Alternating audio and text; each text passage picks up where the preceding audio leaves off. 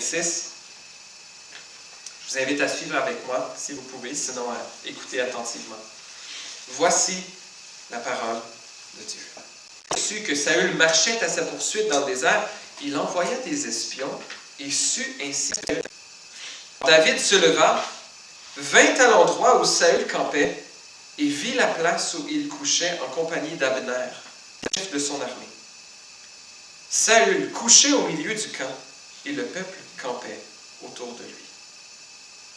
David prit la parole et s'adressa à Achimélec, le Hittite, et à Abishai, fils de Tserouïa, les frères de Joab.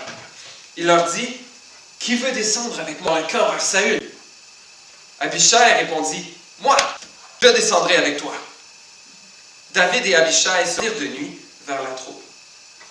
Saül était couché et dormait au milieu du camp, et sa lance était fichée en terre près de sa tête. Abner, qui est le chef de l'armée de Saül, Abner et le reste de la troupe étaient couchés autour de lui. Abishai dit à David, « Avec ma lance, je le clouerai à terre d'un seul coup. Je n'aurai pas à m'y reprendre à 2 fois. » Mais David dit à Abishai, « Ne supprime pas.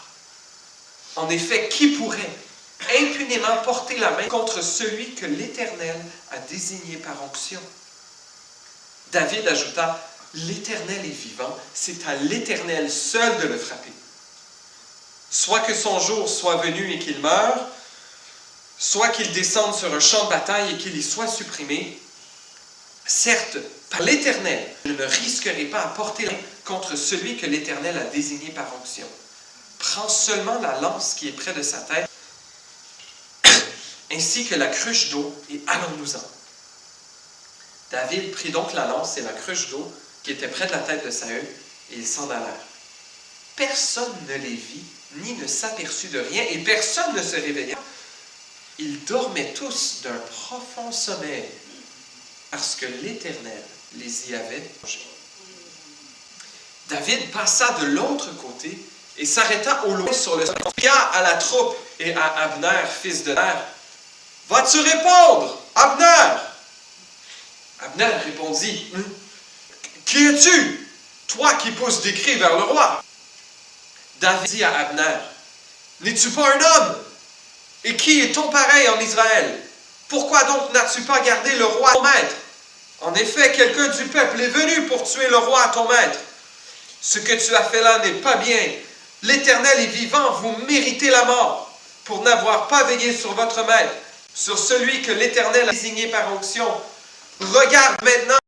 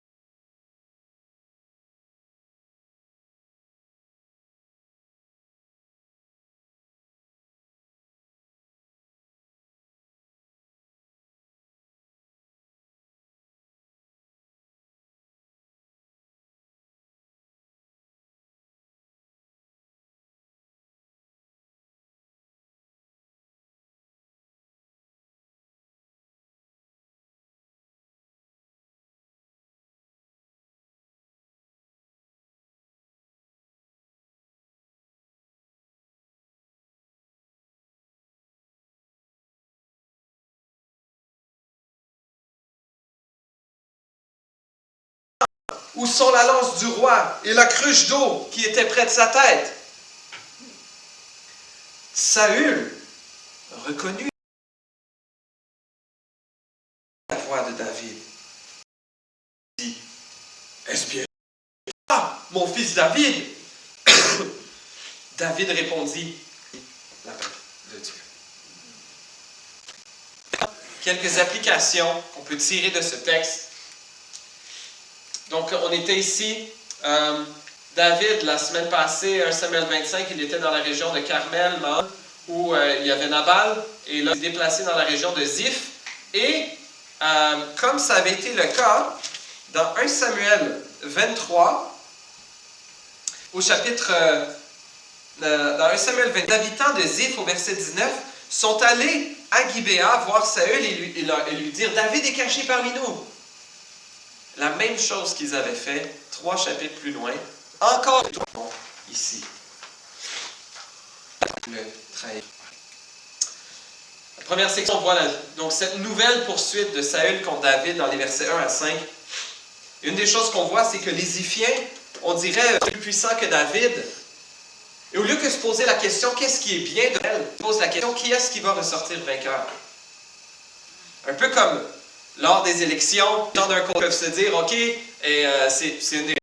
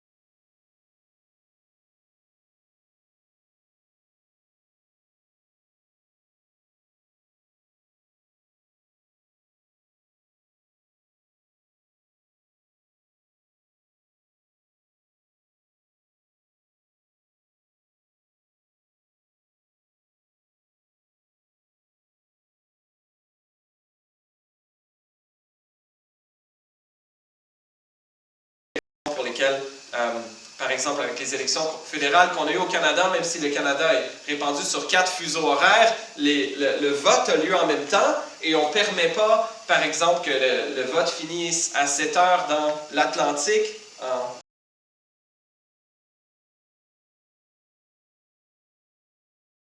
Mais Abishai, fils de Tsérouia, qui en fait était un neveu de David, si on met ensemble des versets, on sait de 1 Chronique 2,17 que David avait une sœur qui était Abishai, Joab et dans 2 Samuel, ces personnages-là vont revenir souvent. Abishai, Joab et Azaël. En fait, 3 neveux de David, mais comme David était le plus jeune fils de sa famille, peut-être qu'ils étaient un peu de son âge. Donc c'est son neveu, mais c'est peut-être un peu son cousin. Mais Abishai dit, moi je veux venir avec toi. Donc il s'infiltre dans le camp ennemi. Et la raison qu'ils arrivent à réussir leur coup, on l'a vu au verset 12, ils nous disent parce que l'Éternel a plongé le camp de Saül dans un profond sommeil. Et là, il y a encore cette tentation-là, un soldat David qui dit pas juste à David, let's go, tue-le, mais il dit, ok, moi je vais le faire pour toi, là, ça va te finir les ennuis, puis tu vas finalement accéder au monde. Mais David refuse. Et David offre encore à peu près la même défense que ce qu'il avait fait avant, mais un petit peu différent. David avait dit c'est de l'Éternel, ou celui que l'Éternel a désigné par onction. Si vous vous souvenez, si vous étiez là la semaine passée, ou si vous avez lu le chapitre précédent dans 1 Samuel, il n'était pas prêt pour aller se venger de Nabal qui l'avait absolument méprisé. Le tuer lui et toute sa maison. Mais Dieu a envoyé la femme de Nabal, Abigail, pour freiner David. Il a reconnu, wow, c'est Dieu qui t'a envoyé. Mais si David, encore une fois, reconnaît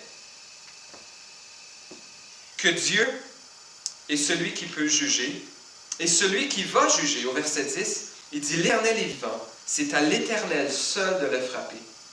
Soit que son jour soit venu et qu'il meure, un peu comme il est arrivé avec Nabal, ou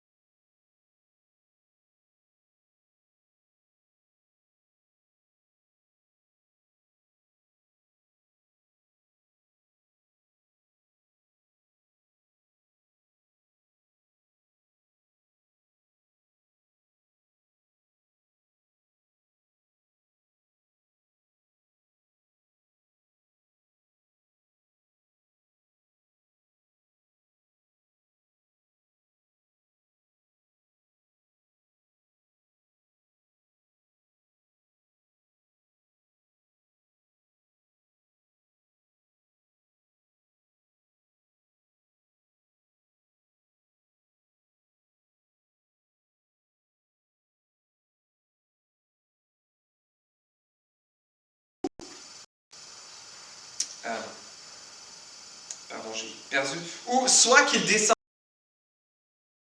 sur un champ de bataille et qu'il y soit supprimé. Ce qui sera ultimement le moyen par lequel Saül va mourir. Quelques chapitres plus loin, au dernier chapitre de 1 Samuel. David a choisi l'obéissance ici. Et il l'a bien fait.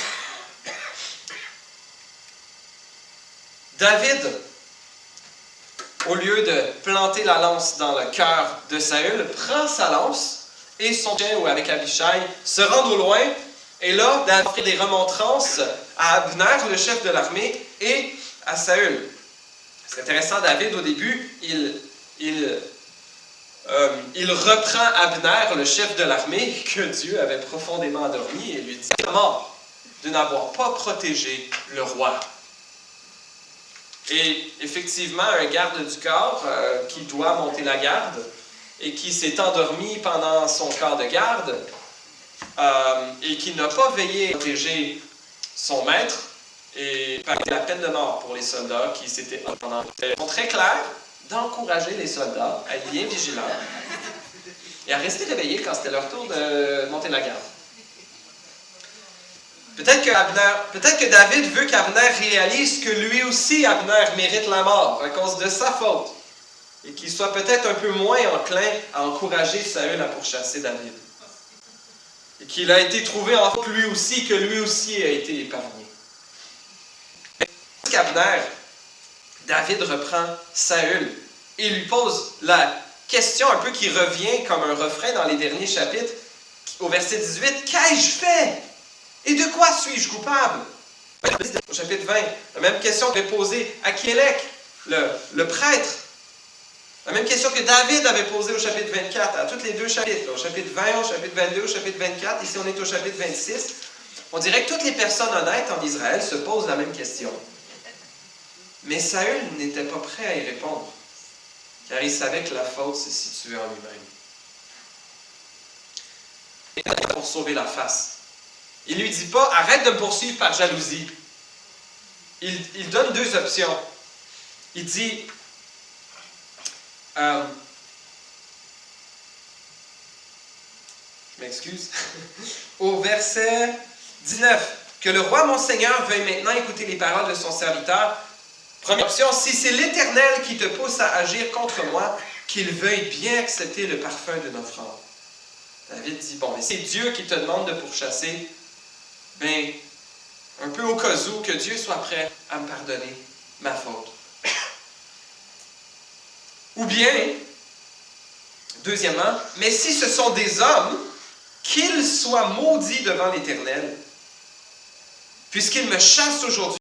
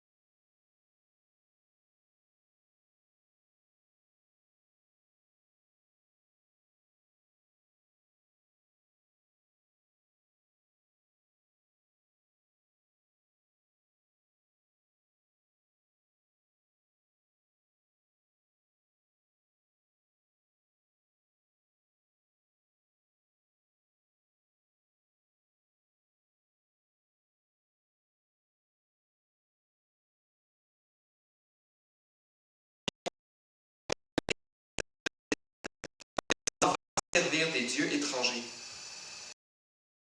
Oh, que mon sang ne retombe pas en terre loin de l'Éternel. David offre la possibilité que ce soit d'autres personnes qui encouragent Saül a pourchassé du pardon dans l'Église. On dit « Oh non, on pardonne, on n'en parle pas, on ne dénonce pas. » S'il y a l'abus, il faut dénoncer. Sinon, ce qui risque très bien d'arriver, c'est que de nouvelles victimes vont. Dieu qui est à l'œuvre. David qui place sa confiance dans son Dieu. Et Dieu lui envoie un rappel de ses promesses. Et même par la bouche de Saül. Saül qui dit à David au verset 25, « Sois béni, mon fils David, tu réussiras dans tes entreprises. » Une parole effectivement prophétique. David est prêt à faire confiance à Dieu. Et comme Ruth Benz a lu le texte dans les psaumes où David, le même psaume qu'on avait couvert avant Pâques, un des psaumes qu'on avait lu, je pense que c'est le psaume 54, où David dit à Dieu, « Fais justice, fais-moi justice de mes ennemis. » Mais Dieu encourage David. Dieu l'encourage par ses promesses de le garder en sécurité, que Dieu fera de lui son roi en son temps. Entre autres, parce que David a été prêt à attendre le plan de Dieu selon les moyens de Dieu. Je ne l'ai pas mis à l'écran, mais c'est quelque chose d'important pour nous à considérer. On l'a peut-être vu un peu dans un autre point. Parfois, on voit quelque chose. Oui, le Seigneur va me donner ceci. Le Seigneur va permettre ceci. Et on veut brûler les étapes. Et je suis censé me rendre là-bas, donc ça ne dérange pas si je brûle quelques feux rouges en me rendant en chemin. À juste titre, le plan de Dieu selon les moyens de Dieu. C'est-à-dire de laisser Dieu faire justice et Dieu.